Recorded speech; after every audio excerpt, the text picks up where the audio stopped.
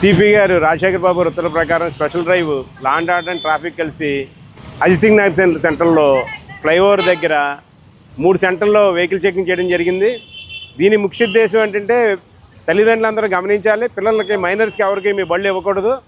ఎందుకంటే సమ్మర్స్ వచ్చినాయి కాబట్టి వాళ్ళంతా ఇంట్లో ఉంటారు, మీ బళ్ళు తీసుకెళ్తారు. ఏదైనా ప్రమాదం జరిగితే తల్లిదండ్రుల మీద కూడా కేసు అవుతుంది, అది ముఖ్యంగా గమనించాలి. దీని ముఖ్య ఉద్దేశం ఏంటంటే ప్రతి ఒళ్ళు హెల్మెట్ ధరించాలి, రోడ్ యాక్సిడెంట్ నివారించిన ప్రతి ఒళ్ళు భాగస్వాములు కావాలి.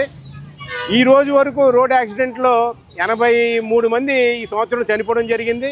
అలాగే లాస్ట్ ఇయర్ 366 మంది చనిపోవడం జరిగింది.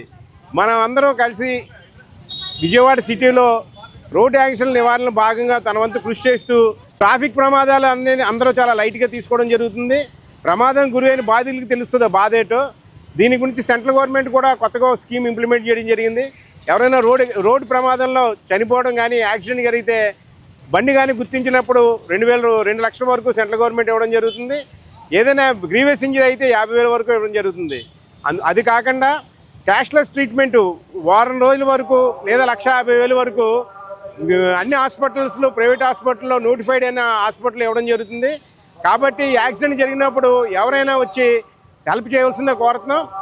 రహవీర్ అవార్డు కింద ఎవరైతే గోల్డెన్ అవర్లో హాస్పిటల్ తీసుకెళ్తారో వాళ్ళకి గవర్నమెంట్ తరఫు నుంచి కలెక్టర్ గారి ద్వారా 25,000 రూపాయలకు క్యాష్ రివార్డ్ ఇవ్వడం జరుగుతుంది. కాబట్టి పబ్లిక్ అంతా కలిసి మనం మెరుగైన సమాజంలో భాగంగా విజయవాడ సిటీలో యాక్సిడెంట్ తగ్గించే విధంగా అందరూ కలుసుకుని పిల్లల దృష్టిలో మైనర్లకు ఎవరికి వెహికల్స్ ఇవ్వరద్దని కోరుతున్నాను.